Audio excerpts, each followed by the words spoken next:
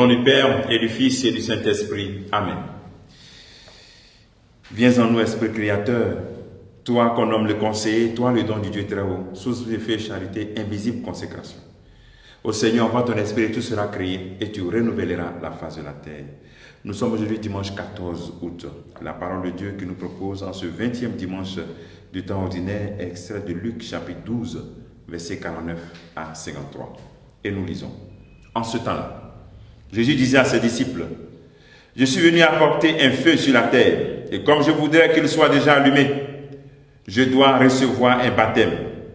Et quelle angoisse est la mienne jusqu'à ce qu'il soit accompli. Pensez-vous que je sois venu mettre la paix sur la terre? Non. Je vous le dis, mais bien plus la division. Car désormais, 5 personnes de la même famille seront divisées. 3 contre 2 et 2 contre 3. Ils se diviseront, le père contre le fils, et le fils contre le père, la mère contre la fille, et la fille contre la mère, la belle-mère contre la belle-fille, et la belle-fille contre la belle-mère. Acclamons la parole de Dieu, louange à toi, Seigneur Jésus. En écoutant ce passage, on prenne, mais pourquoi Jésus dit cela? Comment Jésus peut dire qu'il est venu pour apporter la division? Je ne suis pas venu mettre la paix. Non, ça paraît contradictoire. Mais c'est logique. Parce que l'annonce, la bonne nouvelle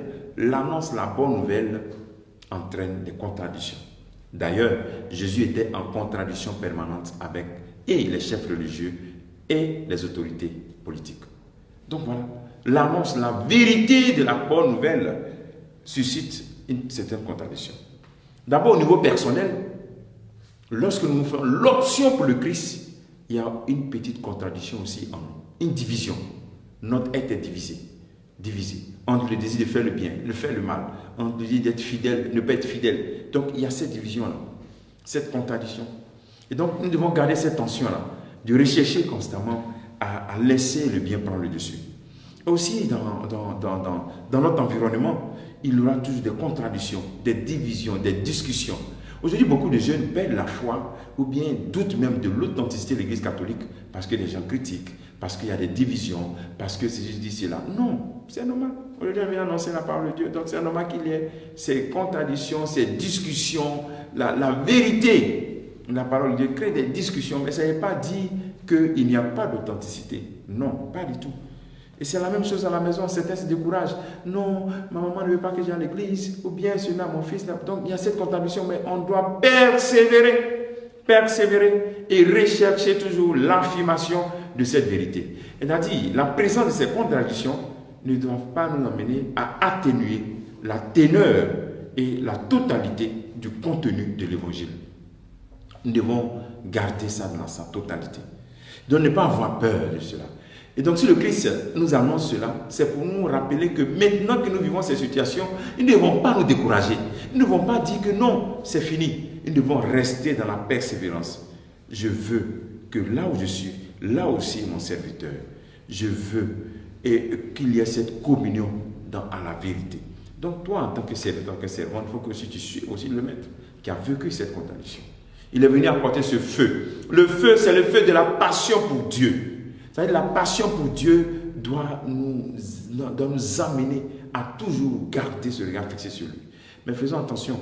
Souvent, il y a certains qui vivent une foi, un amour pour Dieu, mais n'aiment pas leurs frères et sœurs. Ce n'est pas ce que je vais dire, cette division, ce n'est pas ça. C'est-à-dire même le fait d'avoir reçu Jésus-Christ, vous ne partagez pas la même foi. Mais nous devons ne pas oublier que la foi nous rend encore plus humains.